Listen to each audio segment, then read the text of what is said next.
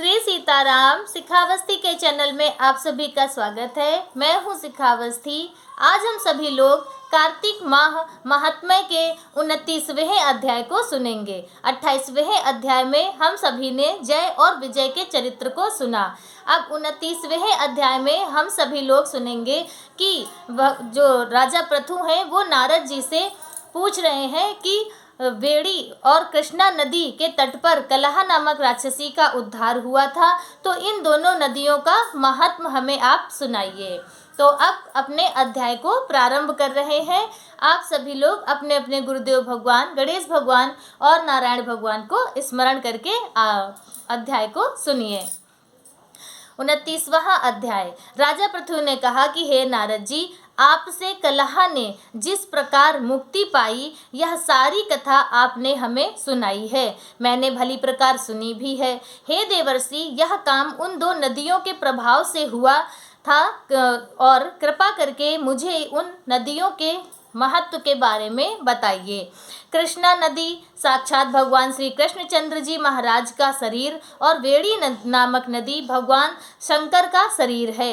इन दोनों नदियों के संगम का महत्व श्री ब्रह्मा जी भी वर्णन नहीं कर सकते हैं और वह भी असमर्थ हैं उनका वर्णन करने में। अतः क्योंकि आपने मुझसे पूछा है, इसलिए मैं आपको सुना रहा हूँ। ध्यान से सुनिए। नारद जी कहते हैं कि चक्षासु मनवंतर के आरंभ में श्री ब्रह्मा जी ने सहस्र पर्वत के शिखर पर यज्ञ करने का निश्चय किया। वह सब देवताओं, भगवान विष्णु और शंकर जी यज्ञ की सामग्री लेकर उस पर्वत के शिखर पर गए।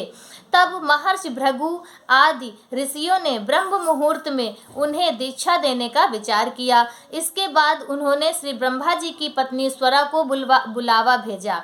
वह बड़ी आहिस्ता से आ रही थीं और वहाँ पर वह जब आहिस्ता से आ रही थी तो राजा महर्षि भृगु ने कहा कि आपने भगवान विष्णु से कहा कि आपने स्वरा को शीघ्र बुलावा भेजा था।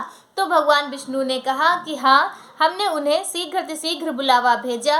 अगर वो समय पर ना आ पाए तो आप गायत्री माँ को बिठा दीजिएगा ब्रह्मा जी के बाएं भाग पर। तो ब्रह्म मुहूर्त का समय टलता जा रहा था, इसलिए भगवान और उनको गायत्री माँ को ब्रह्मा जी के बाईं ओर बिठाकर, इसलिए स्वरा के स्थान पर गायत्री को बिठाकर और दीक्षा का विधान प्रारंभ किया जाता है। नारद जी बोले कि शंकर जी ने भी विष्णु जी की बात का समर्थन किया और यह बात सुनकर भृगु जी ने गायत्री को श्री ब्रह्मा जी के दाईं ओर बिठाकर दीक्षा विधान आरंभ कर दिया। और ऋषि मंडल गायत्री को दीक्षा दे ही रहा था कि इतने में स्वरा भी यज्ञ मंडप में आ पहुंची।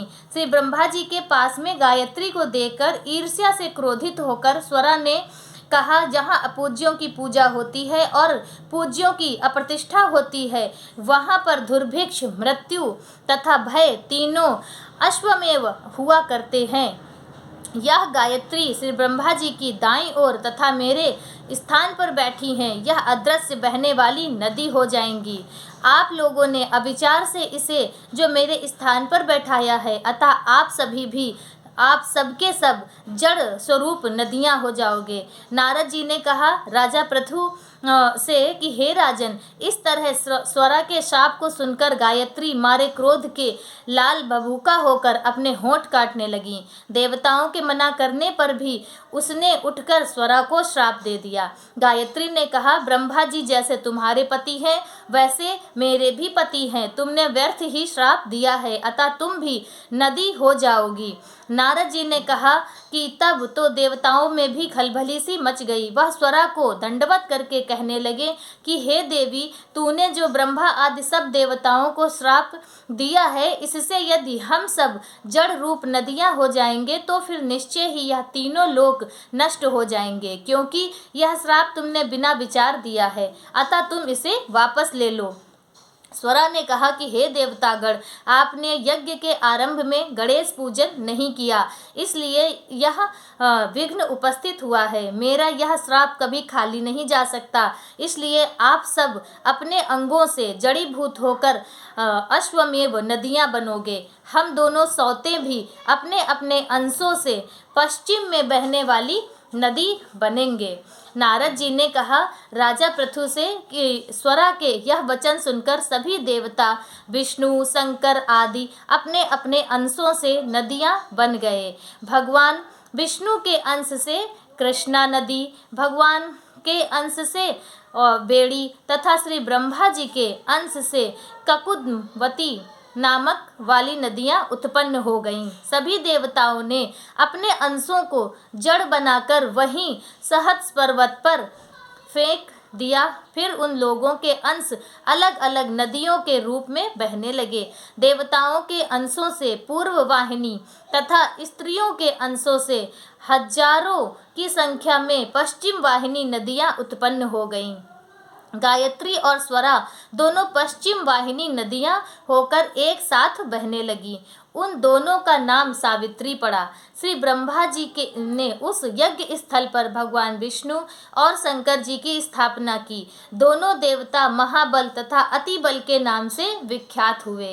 राजन, कृष्णा और वेड़ी नदी की उत्पत्ति का यह वर्णन जो मनुष्य सुनेगा उसे दर्शन और स्नान का फल प्राप्त होगा। 29वां अध्याय संपूर्ण हुआ। तो आप सभी ने 29वें अध्याय में कृष्णा और वेड़ी नदियों का महात्म और महत्व सुना। इस अध्याय को सुनने से ही आप सभी को इन पवित्र नदियों में स्नान करने और वहां उनके दर्शन करने का पुण्य फल प्राप्त होगा। आज का वीडियो मेरा बस इतना ही और श्री सीताराम।